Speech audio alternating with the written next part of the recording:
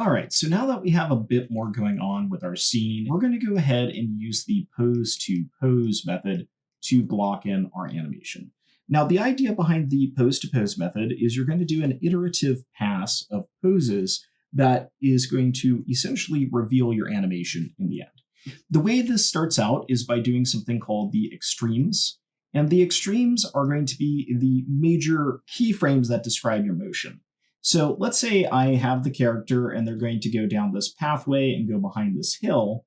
Well, obviously extreme 1's probably off screen and extreme 2 is going to be at the very end. That would be extremes in their purest form, the first frame and the last frame. But I like to think of mine as also the other extremes you would find in your scene, which is going to be the key poses.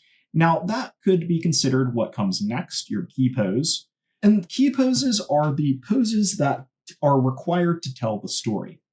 So, for example, I'm going to need the ball bouncing onto the screen, so I'll probably need it to be up in the air above the camera, on the ground, up in the air, on the ground, up in the air, and then finally on the ground. Once we have the key poses done, we can add in the breakdowns. Breakdown keys are going to describe how an object gets from one key pose to the next. So this is where I would come in and add in something like the stretch, and the squash, and the squash, and the stretch, and the stretch, and the squash, and the stretch, and the stretch, and the squash, right? The squash and stretch. Lastly, you're going to add in things like your in-betweens. In-betweens are going to be what goes in between keyframes, and we saw a bit of that when we were doing the counter animating. That's when you need to go in there and just manually insert everything that comes between those. Now, in a traditional sense, these were keyframes that did have to be drawn, and these were often drawn by interns. You can pat yourself on the back for getting a promotion because Maya is your intern. So what Maya deals with is interpolation, and interpolation is what the in-betweens are, essentially. So this is sort of the iterative pass of what we would call a block-in for our animation. Once we get the block-in done, what we do is we move to something called refinement. And refinement is generally dealing with the graph editor. All right, so let's go ahead and get started, and let's go ahead and try doing our extremes and our key poses in this section to make our animation work. Now, I don't really have a good grasp on timing here for how long it should take to get from point A to point B, but one of the nice things about extremes is you can kind of figure that out to an extent. So let's start by keyframing our ball here and hitting the S key. And if I predict one jump is about 1 second of animation, 24 frames, we could kind of count the number of jumps we want it to take. So we'd have 1, then we'd probably have 2, then we'd have 3, then we'd have 4 is my guess. So 1, and we can kind of draw an arrow there to there, 2, 3, 4. So we could think of 24 times 4. That's probably a big number. If you didn't know, you actually have a calculator on your computer. You can hit start and come down here to calculator, open that up, and you can outsource your brain. 24 times 4, it's going to be 96. Let's go ahead and round that up to 100. And we can start off with what we call an establishing shot. An establishing shot is where you just give some time before your scene so that nothing really is going on. The audience has time to understand the scene itself. This brings us to some good notes on keyframes to understand, which is noticeable amounts of time. 8 frames is a good measurement of a period of time that you can really observe what you're seeing and understand it. 4 frames is about the smallest amount of time you can see something and actually have it be noticeable in a 24 frames second setup. If you go below 4 frames, it's not really going to be that well noticed, not that well perceived. So in this instance, at the beginning, you can always edit this out. So really no amount of time is bad. I'm going to give it about half a second. So we had 96. We can add 12 to that, which brings us to 108. Look at that. I didn't use my calculator. So I'm going to bump this out to 108. And I'm just going to take those first 12 frames here, and I'm going to hit S on those. So I'm going to come to frame 12 and just hit S on my ball. That way there's no motion. This is going to give us something called an establishing shot that lets the audience know what the scene is, so they're not thrown into it immediately. It's not always necessary, but it also gives us something we can edit at the beginning or end of our animation. From here, I can start my extremes. So I'm going to do it every 24 frames. If you need to, you can pull out a calculator. I like to do that when I'm working. Makes it so I don't mess up. But we can think of 24 plus 12. Since we started at 12, that's going to be 36. And we can think of that first location we wanted it to be at. So I'm going to have it be right around here. And I'm going to make sure I'm on the right keyframe. Notice I have auto keyframe on. This is one of the dangers of it. So I'm going to Control Z. I also might want to move this closer on screen than what I currently have. But let's go to frame 36. Make sure you move your time. And let's go ahead and move forward. You'll find that I accidentally overwrite my keyframes a lot. And that's because I'm talking and animating, which I do not advise doing ever. All right, so that'll give us our first measurement there from point A to point B. You might have noticed this already. You need to be in the camera that you're playing your animation back in to see the animation. So I had to make sure I was in there. Now let's go to the next one, which is going to be to add 24 to this. It's going to put us at 60. So at 60, we'll get to our next jump. And I'm going to make it about the same distance, maybe to right about here. And I'm just going to hit the S key. And we can play that to kind of get a feel for it. And you can see I'm just scooting it along. It's going to look like it's sliding at the end of the day. I'm then going to go to my next pose, which is going to be at 84. So let's go to 84. Grab our little ball here and move it forward. So that's going to be right around here.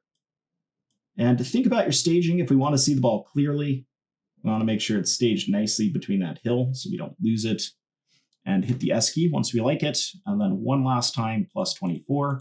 We're going to be at 108, which is what we predicted it to end at. We're just going to get that to move off of screen here. And that will be the area the ball ends up in. Now, we don't really care what area it ends up in. It's really up to the audience to kind of guess. But if we hit play now, we can get an idea for the timing. And that looks pretty smooth, but we have a slight issue in the fact that it doesn't really look like it's bouncing. So the first key poses I put in there are kind of the extremes, the land points, and the jump points will be between those. So I can kind of find the difference here if I want to. For example, between 12 and 36, well, we're doing this 24 frames, right? So 12 plus 12 would be 24. So right around the midsection, I'm just going to move this into the air.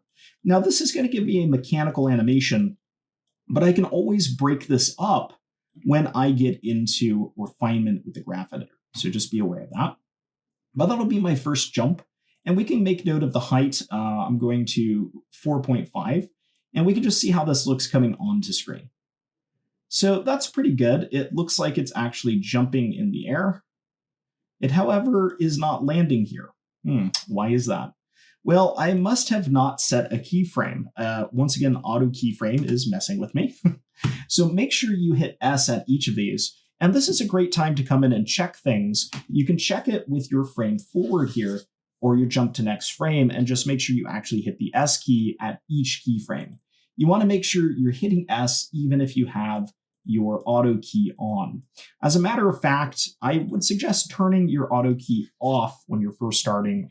That way you don't run into the same mistakes I'm doing. So I'm going to actually turn off my auto keyframe there, and I'm going to rely on manually keying everything here. Okay, so that's the first jump. At 36, we get to the next one. So we can go 36 plus 12 to find the midsection. That's going to be 48. All right, and we can move this upward. These are pretty big jumps, so I can have some fun with it. We can also have it taper a bit as it goes, so we can see how that looks. It feels okay. I might make it go a bit higher. Maybe around 5. We don't want it to be jumping over the trees. All right, and then we can come to 60. I think I can do 60 plus 12 in my head. That's 72, right? Correct me if I'm wrong. We can move that up, and remember to hit S key. And then finally, 84 plus 12, that's going to be 96. And we can move that upwards and hit S. And that is okay if that one goes off screen. So let's see how this is looking now. We have our bounce, bounce, bounce, bounce. Now, it looks a bit like this is anthropomorphic. It's moving by itself, which is fine. I don't have an issue with that. We could add a little bit more of a taper to the jump, making it so that the Y is a bit higher in the beginning and then it tapers gradually. To do that, a great way is to actually come up here to our Windows Animation Editor Graph Editor, and we can actually visually see this in the Y. You can see it's actually getting smaller as it goes. So we could switch this up. Good way to do this is to frame up on our camera first so we can actually see the position of this and make sure it's not going off screen. But we could come to this first bounce pass and we could see how high we need to make that. And then when it comes to the next one, just make this one a little bit lower, this one a little bit lower, and this one a bit lower.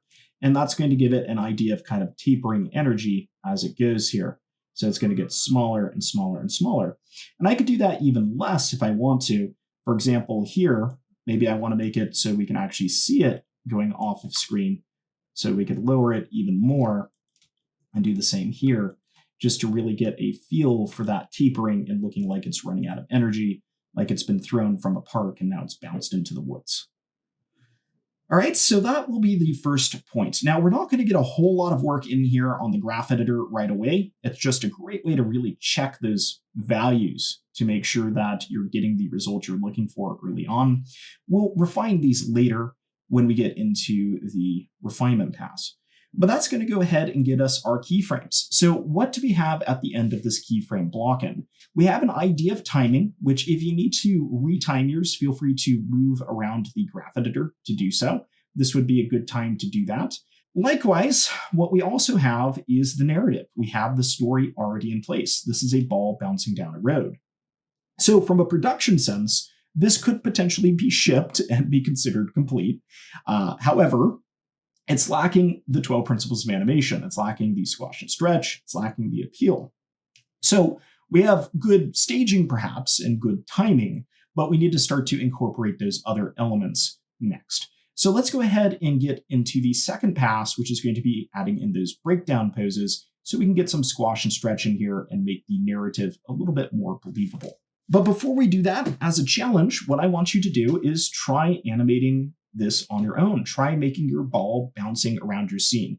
You don't have to copy me and have the ball go into the forest. You can think of a different narrative for your scene, especially if you created a different sort of setup, but create some sort of a narrative where your ball bounces through a scene, all right?